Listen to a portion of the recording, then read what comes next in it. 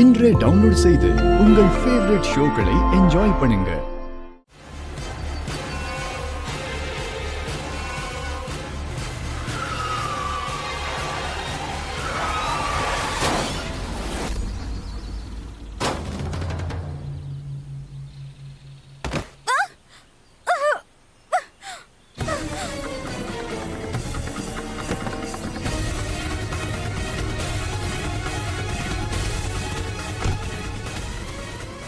சாரிங்க.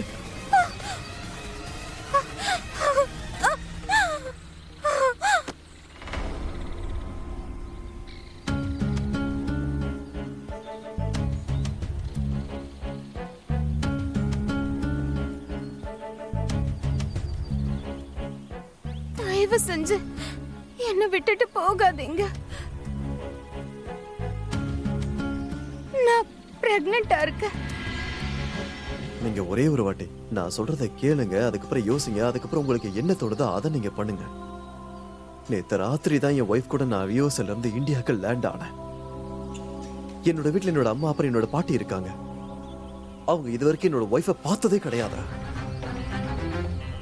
இத்தனை வருஷம் அவங்க என்ன எதிர்பார்ப்போட இருக்காங்க அப்படின்னா தன்னோட புள்ள தன்னோட மனைவியோட வர அவங்கள பார்க்கணும்னு நினைச்சிட்டு இருக்காங்க, அவ்வளவுதான். ஆனா இப்போ வந்த நேரம் கிட்ட வந்துருச்சு. ஆனா என்னோட ஒய்ஃப் என்ன விட்டுட்டு போயிட்டா. என் வீட்டுல ஆசையோட எதிர்பார்ப்போட உட்கார்ந்துருப்பாங்க. என் பாட்டிக்கு ஏற்கனவே 2 அட்டாக் வந்திருக்கு. ஒருவேளை நான் இங்க வந்தது என்னோட மனைவி என்னை விட்டுட்டு போயிட்டான்னு தெரிஞ்சா அதுக்கப்புறம் அவங்களோட மனநிலை எப்படி இருக்கும் அதை நினைச்சு பார்க்கும்போது எனக்கு அவ்வளவு பதட்டமா இருக்கு. நான் இந்த மாதிரிலாம் சொல்றேன் அப்படின்னு தப்பா எடுத்துக்காதீங்க, என்ன மன்னிச்சிடுங்க. ஆனா நீங்களும் பிரெக்னண்டா இருக்கீங்க. எதிர்பாராத விதமா நடந்துடுச்சு. இங்க பாருங்க, என்னோட குழந்தை என்னால தனியாவே வளர்க்க முடியும். என் குழந்தை இந்த உலகத்துக்கு கொண்டு வரதுக்கு எனக்கு யாரோட தெய்வம் தேவையில்லை. என் பிள்ளைய நானே தனியா பார்த்துப்பேன். நீங்க தனியாவே வளர்க்கலாங்க, தப்பு கிடையாது. ஒரு தாய் தன்னோட குழந்தைய வளர்க்கறதுக்கு அவளுக்கு எந்த ஆம்பளையோட துணையும் தேவையில்ல, கண்டிப்பா அவ தனியாவே பண்ணுவா. ஏன்னா ஒரு தாயால எல்லாமே முடியும். ஆனா அதே நேரத்துல நீங்க இன்னொன்னு தெரிஞ்சுக்கணும், ஒவ்வொரு மனுஷனுக்கும் தனக்கு ஆதரவா இருக்க ஒரு உயிர் பக்கத்துல கட்டாயம் இருக்கணுங்க. அவங்கள சேஃபா ஃபீல் பண்ண வச்சு அவங்களுக்குன்னு ஒரு குடும்பத்தை கொடுக்கற ஆளா அவங்க இருக்கணும். நீங்க சொல்ற எல்லாமே எனக்கு புரியுது. நம்ம முன்ன பின்ன பார்க்காத ஒருத்தரை இந்த மாதிரி கண்மூடித்தனமா நம்பணும் அப்படிங்கிறது பாசிபிள் இல்லதான். ஆனா ஒரு வாட்டி என் குடும்பத்தை வந்து பாருங்களேன். அவங்கள நீங்க பார்த்ததுக்கு அப்புறம் உங்களுக்கு அவங்க மேல கொஞ்சம் கூட நம்பிக்கையே வரல அப்படின்னா நீங்க அதுக்கப்புறம் எங்க சொன்னாலும் எங்க கூட்டு போய் விட சொன்னாலும் நான் விட்டுடுறேன். உங்க லைஃப்ல உங்களுக்காக உங்களை பாத்துக்கிற மாதிரி ஒரு ஆள் தேவையா இல்லைன்னு சொல்லுங்க.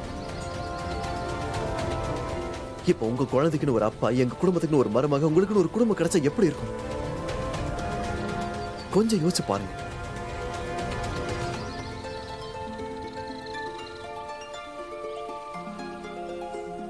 எங்க நம்ம 2 பேரையும் அந்த கடவுள் தான் ஏதோ ஒரு ரீசனுக்கு தான் சந்திக்க வச்சிருக்காருன்னு தோணலையா? நாம 2 பேருமே உயிருக்குற காதலிச்சவங்க விட்டு போன சூழ்நிலை தாங்க இங்க நம்ம இந்த மாதிரி நிற்கதையை நிக்கிறோம். நம்ம 2 பேரும் பார்த்தது நம்ம 2 பேரோட வேதனையை குறைச்சிக்கிறதுக்காக கூட இந்த கடவுள் ஏற்படுத்தின ஒண்ணா இருக்கலாம்ல. அந்த மாதிரி கொஞ்சம் யோசிச்சு பாருங்களேன். இது ஒரு புது வாழ்க்கையோட தொடக்கமா கூட இருக்கலாம். உங்களுக்கு அப்படி தோணலையா?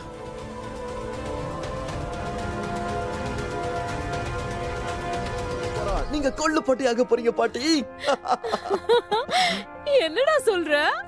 ஏன்னா ராதிகா பிரெக்னண்டா இருக்கா, நான் அப்பா ஆக போறேன், நீங்க கொள்ளு பாட்டி ஆக போறீங்க, அம்மா பாட்டி ஆக போறாங்க, நம்ம ஹாப்பி ஃபேமிலி ஆக போறோம். ராதிகா, ஐயோ என் தங்கம்.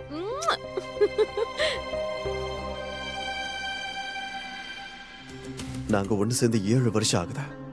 7 years. அம்மா இந்த 7 வருஷத்துல நான் ராதிகாவை தொட்டது கூட இல்ல. ஏன்னா ராதிகாவுக்கு அதை பிடிக்கல. நான் எப்போ யோசிப்பேன், என்னைக்காவது ஒரு நாள் வரும் அவளே ஒரு நாள் தேடி வருவான்னு நினைச்சேன். என்ன பார்த்து ஐ லவ் யூ சொல்லுவான்னு பொறுமையா காத்துக்கிட்டு இருந்தேன். இத்தனை வருஷமா இதத்தான் யோசிக்கிறேன். அவளே தானா என்கிட்ட வந்து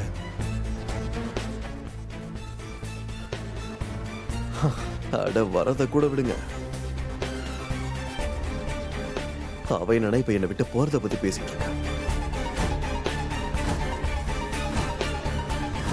நீங்க இப்படிலாம் பண்ணீங்கன்னா நான் உங்களை விட்டுட்டு போயிடுவேன்.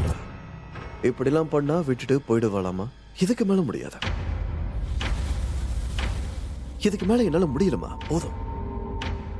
ராதிகா எனக்கு சொந்தமாகல அப்படின்னா அவளை நான் இன்னொருத்தனுக்கு சொந்தமாகறதுக்கு விட மாட்டேன். ஆபீஸ்க்கா போறேன்? ஆமா. நான் டிராப் பண்றவா? வேண்டாம் வேண்டாம், நானே போய்க்கிறேன். சரி, ஆனா நீ ஏன் எப்படி போவ? உன்னோட காரை நான் சர்வீஸ்ல விட்டுருக்கேன். அது வரத்துக்கு எப்படியும் கொஞ்சம் நாள் ஆகும். அது வரைக்கும் நான் டிராப் பண்றேனே. பரவாயில்ல, நான் ஆட்டோல போய்க்கிறேன். இல்ல ராதிகா, அதான் என்கிட்டயே கார் இருக்கே, நீ எதுக்காக ஆட்டோல போகணும்? அம்மாவை நீங்க ஹாஸ்பிட்டல் வர கூட்டிட்டு போகணும்ல இவன். இன்னைக்கு அப்பாயின்மெண்ட் இருக்குல்ல, நீங்க எப்படி என்ன கூட்டிட்டு போவீங்க? நான் கூட்டிட்டு போக வேண்டியது மதியானம் 3 மணிக்கு. உன்னை விட்டுட்டு வந்ததுக்கு அப்புறமே எனக்கு நிறைய டைம் இருக்கும். நான் பொறுமையா வீட்டுக்கு வந்து காஃபி குடிச்சிட்டு நிதானமா எங்க அம்மாவை கூட்டு ஹாஸ்பிட்டலுக்கு போவேன். அதெல்லாம் முடிஞ்சதுக்கு அப்புறம் ஏன் வேலையை நான் பாத்துக்கிறேன். இப்ப வந்தா நாமளும் ஒன்னா போன மாதிரி இருக்கும், ஒன்னா பேசுறதுக்கும் டைம் கிடைக்கும், டைம் ஸ்பெண்ட் பண்ண மாதிரி இருக்கும்ல. நமக்கு தான் டைமே இல்லையே. வா, நானே உன்னை விடுறேன். உங்களுக்கு ஏன் புரிய மாட்டேங்குது இவன்? நான் தான் சொல்றேன்ல, நானே போய்க்கிறேன்னு. நான் ஒன்னும் சின்ன குழந்தை இல்ல. நான் ஆட்டோ பிடிச்சு போய்க்கிறேன்.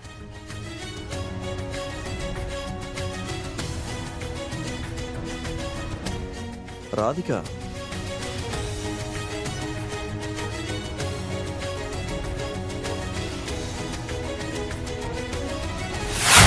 மிஸ்டர் மோகன், உங்களுக்கு தான் தெரியும்ல அவ அண்டர் ஏஜ். அவகிட்ட லைசென்ஸ் வேற இல்ல. அப்படி இருக்கும்போது அவளை எதுக்கு வண்டி ஓட்ட விட்டீங்க? இந்த மாதிரி விஷயத்தெல்லாம் நீங்க பாத்துக்கணும்ல. இது உங்களோட பொறுப்பு தானே. இப்படியா விடுவாங்க? முதல் விஷயம் என்னன்னா, குஷியை பாத்துக்க வேண்டிய பொறுப்பு என்னோடது. அதனால எப்படி பாத்துக்கணும் நீ சொல்ல வேண்டாம்.